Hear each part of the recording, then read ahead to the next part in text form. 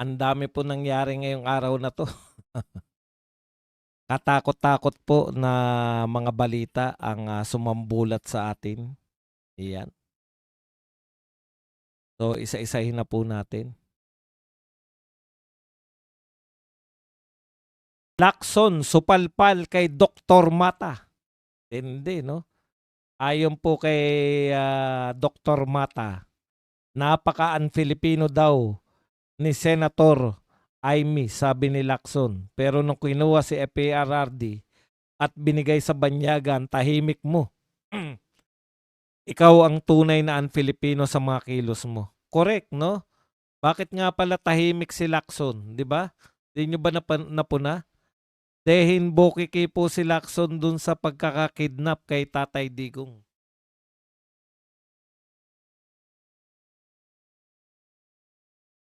Alam niyo sayang tong mga ang gagaling ng mga kandidato ni Duterte, no? Sana sa 2028 tumakbo po si Mike Defensor para mapasama po siya sa Duterte lineup ng mga senators. Mas lalo pong lalakas. Lalakas po ang mga senatoriables natin yan. Congressman Jacinto Paras ay tinawag po na, ito po ang sinabi ni Congressman Jing Paras. Teka, pakinggan na lang muna natin habang tayo po ay wala pa naman. Insertion dun sa BICAM. He admitted that there was insertion. Pero it's not Marcos. Pero isn't it very unethical for the chairman of a Blue Ribbon Committee to prejudge the issue? Wala pa nga investigation kay Sandy, hindi pa nga napa-appear. He's already making a conclusion. Correct. Wala naman siyang ebidensya. It's his word against Saldico. And Saldico is... yan po ang sinabi ni Congressman Jing Paras, no? Ito po mga binunyag na to ni Lacson, it's his word against Saldico. Sino po ba ang mas kapanipaniwala? Si Saldico na kasama po. Kasama po ng mga alam po natin na chairman ng Committee on Appropriations, o yun pong may control po ng budget, o si Lacson po na may konklusyon na batay po sa kanyang mga narinig lamang. So, contest po yan sa pagitan po kung sino po yung dapat paniwalaan, si Saldico po ba o si Ping Lacson, no? Sino po yung kapanipaniwala? Ituloy natin ang bahagyatong sinasabi ni Jing Paras. Conspiracy, he has personal knowledge. Si Lacson, he hears lang yung pinagdadalgal. Correct. Ito lang, I'd like to address this to the Kuratong Baliling Senator. Na, sir, wag naman ganon. Stick ka doon sa pagka-chairman mo sa committee and be neutral. Yeah. Wag mo ipakita na may utang na loob ka kay Marcos or whatsoever. Kasi halata ka na you're lawyering for Marcos eh. Ayun. That's not a good thing to do for a senator. Lalo na if you are the chairman of the tourism. Tama-tama po doon si Congressman Paras, no? Bakit ka naglo-lawyering para kay Marcos? Samantalang si Marcos po ay isa na po sa mga pinagbibintangang nag-mastermind nitong pangungulimbat sa Pilipinas. Ikaw pa naman ang Blue Ribbon Chairman. Yan po yung problema nito may prejudgment ka na. Yan yung problema ng mga nag-aaboga siya. Nag-aabogado, no? Paano pa may maniniwala dyan sa Blue Ribbon Committee? Kumbaga nauna na yung konklusyon ng chairman. Siyempre, ang tendency po niyan, hahanapan po ng chairman kung saan po yung kanya pong konklusyon. Hahanapan niya ng mga testigo yung kanyang konklusyon. Kaya hindi po nararapat na yung chairman ay nagsasalita agad. Yung mga dilawan nasa quiet place na. voided ng Court of Appeals bago 2025 elections, acquittal ni De Limao sa RTC Muntinlupa. Share and subscribe. Subscribe naman tayo mga kapatid. Thanks. Kamote mo to. Hindi kita nakita sa rally ah. Auntie Claire na number 10 pala sa lista ni Saldico ng mga kawatan sa $1 trillion. Talaga? Sir, kamote mo to. Si Ridon ang tawag sa kanya ay Kokey. Kokey! Kala ko mag-iimbestiga sa Dolomite. Sinabihan siguro ni D. Ay, kotongan kita dyan. Kung ano-ano mo pinaggagawa mo, nirarally na nga tayo na napakarami rally. Isisingit mo pa yung kakadolomite mo. Mas lalo mapapahiya tayo niyan. Ano makikita mong issue dyan? Romantic Moon, welcome to Earth. Crazy, welcome. Sir, walang rally kanina sa EDSA? Ba, hindi ko po alam kasi nagpahinga lang po ako ngayon eh. Tumitingin-tingin ako, wala akong nakita eh. Kawawang Bersamin, sakripisyong apo niya. Even the church is neglecting about the revelation, boss. Eh, meron din sila kasi. Alam nyo, yan simbahan, nako po, eto na lang ah. Sa tingin nyo, sino nagme-maintain ng mga ano niyan? Ng mga simbahan yan? Saan kumukuha ng pondo yung pangpagawa ng simbahan? Malalaki po bigay ng mga mayor at mga congressman. Donasyon. Gusto ba nila mawala ng donasyon? Same din po, pareho po yan eh. Kaya po hindi sila nakikilahok laban kay Marcos. Mas takot sila kay Duterte kasi wala na silang malalaking donasyon pag Duterte. Mura abutin. Yung mga dilawan na nagsabi ni Amy na sinasakyan ng mga pagnanakaw ng gobyerno kasi gusto nila yon. Tiba-tiba sila eh. Sa mga Duterte, gutom sila. Bagsak ang kandidatura nila. Correct. Sir Badong, bakit mukhang turtle si Arnold Clavio? Hindi po normal talaga eh. Alam nyo po, pag nabigyan po ng pagkakataon, yan yung problema sa mga hindi kagwapuhan at hindi kagandahan. Pag nabigyan pa ng pagkakataon na sumikat, piling-pili.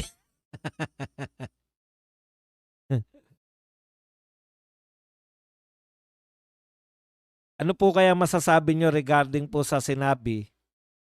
Ano na yun? Nasaan na yun? Asa na? Basta may tanong inuuna ko eh. Ayan, ano po kaya masasabi nyo regarding sa sinabi ng COMELEC laban sa kay Senator Marcoleta? Eh, syempre, COMELEC, ah, lahat po yan. Lahat po ng hawak ng pamahalaan ngayon, gagamitin po nila yan. Nakita nyo naman, parang ombudsman, dapat yung COMELEC tsaka ombudsman, dapat po yan, independent po sa Malacanang. Pero, paghiganti po yan ng Malacanang, lahat po ng bumibira sa kanila, titirahin ng ombudsman, ng COMELEC, lahat po ng mga independent kuno na body, nagagamit pa rin ng Malacanang. Bigyan ko po kayo ng halimbawa. Ang putok na putok po, nakakasuhan, yung mga taga Bulacan, di ba? Bakit po una nakasuhan ngayon yung sa Mindoro? Kasi doon may malaki po yung budget ni ano. Yun nga pinagtataka natin. Bakit hindi nakakasuhan yung mga kumpanya ni Saldico? Ngayon po kinasuhan na bigla, 'di ba? Naunahan pa yung Bulacan. Bulacan yung ang lahat ng pronouncement bago maglabas si Saldico ng video. Bulacan po, Bulacan Engineers, tsaka yung tatlong senador ang kakasuhan. Bakit bigla-bigla po nauna yung sa Mindoro at si Saldico? See? 'Di ba? Mahirap talaga.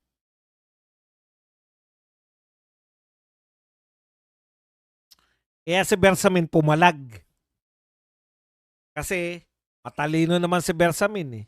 Alam niya na na siya yung gagawing mastermind eh. At kapani-paniwala po sa maraming tao, lalo na sa mga dilawan, na si Bersamin ang mastermind. Kasi pinalalaganap nila na si BBM sa sobrang bait na pagsasamantalahan siya ng mga nakapaligid sa kanya. Sino ba numero unong nakapaligid sa kanya? Di si Bersamin. O kaya, mas katanggap-tanggap po sa mga tao na si Bersamin yung nilalako kasi nila si Saldico yung mastermind eh. Ayaw tanggapin ng mga tao. Kahit na nung hindi pa lumalantad si Saldico, alam natin na kasabwat si Saldico pero hindi siyang mastermind. Ayaw naman nilang gawing ang mastermind si Martin Romualdez. O ngayon po, naisip nila, nung lumantad na si Saldico, hindi na pwedeng si Saldico ang mastermind kasi may pinagbibigyan pa siya sa Malacanang. O kaya si Bersamin ang ano yung sabi? Innuendo. Pasaring. 'Di ba? Mahilig naman sila sa ganyan kahit walang ebidensya.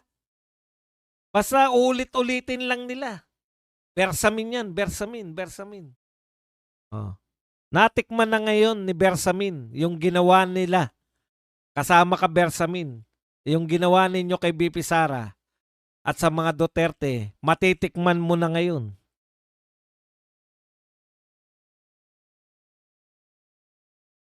Boss, parang gustong palabasin ni Lacson na sila Adrian at Amina Pangandaman ang kumuha ng 52 billion. Yun nga. At ang mastermind si Bersamin, di ba? Hindi nila sinasabi yun. Pero yung mga pinahiwatig, kami na bahala dyan. No? Di ba? Oy, mag-likes po kayo. Paalala lang po natin. Matagal na natin di kayo napapaalalanan. Mag-likes po tayo. CBCP, naka-invest sa mining siguro. Konektado sa mga kumpanya ni Romualdez. Pagbangag, wala nang alam kaya loko-loko na. Shuni, baka yun pasabog ni Manang Aimee, anak daw ni Dasa, si Charis. May hawig.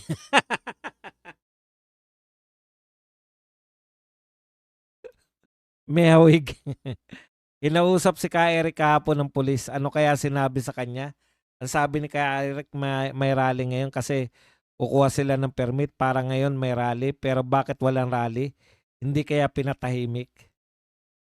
Alam niyo po, napakahirap po nung kalagayan din ni Ka Eric nun.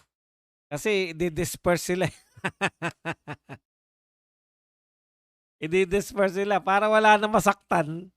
Ginawa na ni Ka Eric yung on the ground, di ba? Na tapusin na namin to, kukuha na lang kami ng permit. Kung hindi nagbigay ng permit, di wala talaga.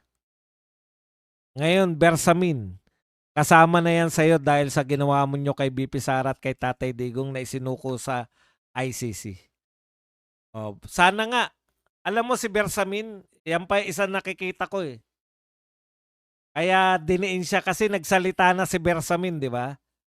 Ano sabi ni Bersamin nung lumabas na may... Kaya talagang ang kapangyarihan talaga ngayon nasa mga Remulla eh. Maski si Bersamin na nagawa nilang mapatalsik. Nagsalita kasi si Bersamin na hindi na pwedeng magawa basta-basta yung pagdakip na katulad kay Tatay Digong, kinakailangan mo nang dumaan na sa korte.